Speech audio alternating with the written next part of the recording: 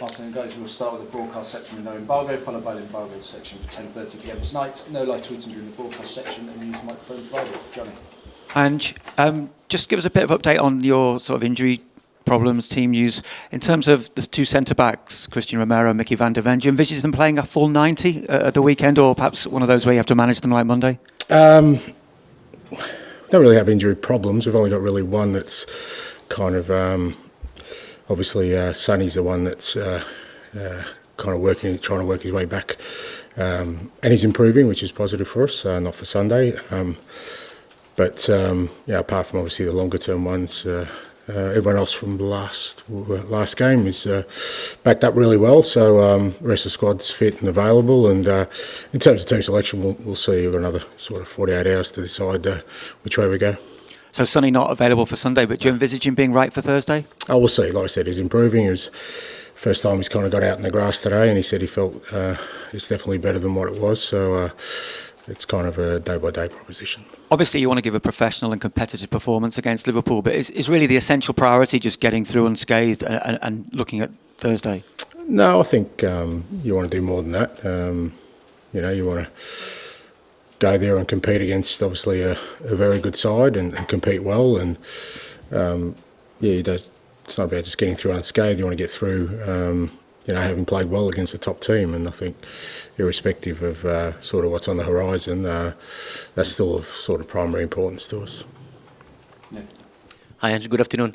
First of all, can I hear a reaction? Yesterday we heard that Jamie Vardy announced that he'll be leaving Leicester City at the end of the season. What a story, from non-league to a Premier League legend. What's your reaction about this? Also, the way he inspired so many people with his background. Yeah, great story. And I haven't seen sort of the story around it, but I assume he still wants to play because I think he still can play. But yeah, look, incredible story, and there's always the ones that always stand out are the ones that are unique, and he's certainly got a unique journey that it's inspiring for everyone. There'd be, we see where he started and reaching the pinnacle of the game, including winning a championship. Incredible, great servant. Not too many who end up doing it at the majority at the one club, which is also a testament to him. And great career. And his longevity shows that he obviously knew what was important for him to always be in the best condition, and made sure he always looked after himself. There's a lot of lessons there for many aspiring young footballers, and he's a great example of the different paths that people can take to get to the top. It's not always elite academies and big contracts when you're young. It's about working your way through, and he certainly did that, and he's earned everything he's got. If you look at Spurs this season, in Europe, you're only 3 games away from potentially winning a trophy. On the other hand, in the league position is obviously below where you were hoping for and everyone else were hoping for. How do you try to balance it emotionally from your perspective, from the fans' expectations, the players as well? I think, you just got to try and deal with what's before you. And as you said, we're well aware that our league form and league position is nowhere near good enough. But we also know that there's an unbelievable opportunity on the horizon. And,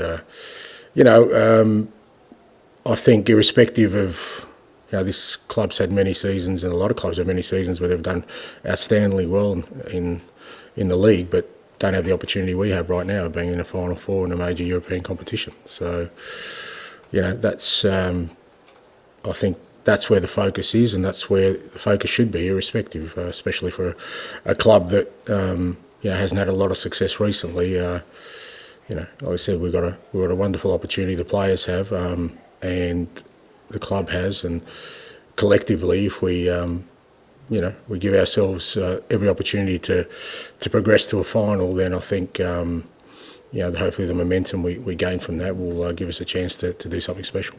Jurgen Klopp, Jurgen obviously left a very strong and positive foundation at Liverpool.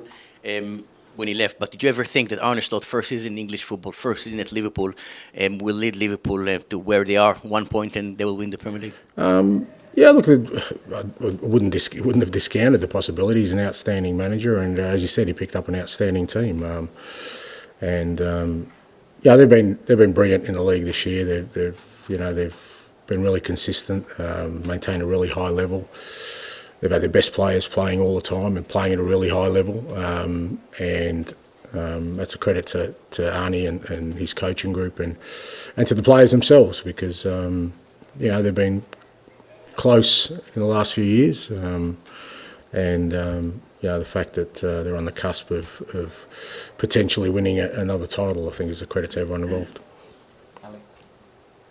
Hi there, Ange. Just want to ask about Sonny. Has it just been rest he's needed, or treatment, or a bit of both? Yeah, a bit of both. It's just, like I said, it's obviously a foot ailment, which because it's weight bearing, you just need to give him some rest, give him some time off it, and get some treatment. But the main is just, I think, just to get him off his feet for a week and allow it to settle so that he can start this process of getting back.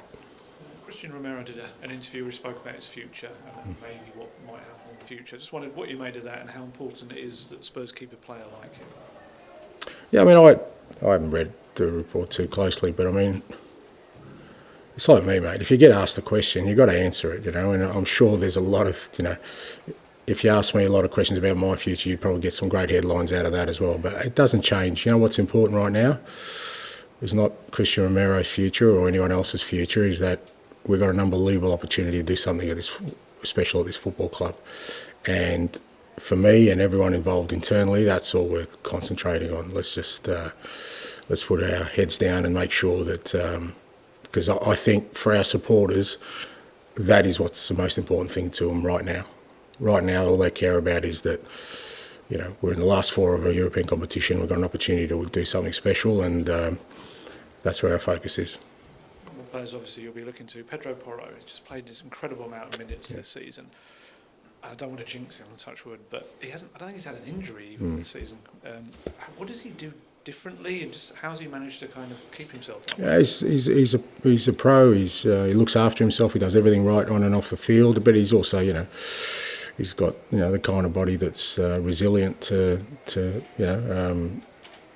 the amount of intensity and game time he's had, and it's a credit to him. And it's not just that he's played; he's kept a really good level all year, and he's been a mainstay for us in a defence where I'd hate to think how many sort of defensive partners he's played with. I mean, 4 goalkeepers and probably upwards of 10 different defenders that he's played alongside, and he's kind of been the constant. So he's been brilliant for us. From the moment I arrived, he's got a great personality. He's got great enthusiasm, passion for the game, and I think that's why he gets the most out of himself all the time. Hi, Ange. Richarlison scored 4 times in the league this season, even though he's not played that many times. What impact could he have made if he'd been available every week? Yeah, I mean, that's not sure, but. Not just this year. I think if you look at his record last year when he was playing, he was pretty compelling. But with Richie, it hasn't been. We haven't been able to keep him fit and out there long enough. But good thing is he's in a really good place physically now, and certainly, like I said, with the opportunity we have before us, he becomes a real important player for us. What does Richie offer that's slightly different to Dom? Just a different type of player. I mean, Richie's a real kind of. Sort of 18-yard box kind of striker, where he really is makes an impact when the ball arrives in the box. Whether that's in the air or on the ground, he's a real impact player. He tends to play around those areas, and whereas Dom will work in other areas. But ultimately, I think they're both strikers that fit into sort of how we want to play. Like I said, just with Richie, we just haven't had him available enough. Hi, and Archie Gray's played 40 times this season and had a very good first year at Spurs, but I think he's only started once over the last month.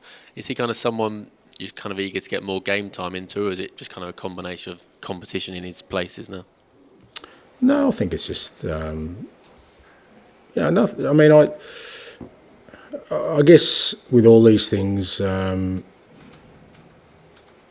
just people look at them in the moment in time. If you had said at the start of the year that Lucas Bergvall and Archie Gray and Mikey Moore would have played the amount of time they have as teenagers, I wouldn't have said that that's impossible. So they've played a lot. They've played a lot because they've earned it. Obviously, opportunity as well. But Archie will play. He'll play even between now and the year, he'll play significant minutes. Just the games haven't worked out the way we wanted them to, and we needed to get game time into other guys. He's fit, he's available. Other guys, it wasn't the case.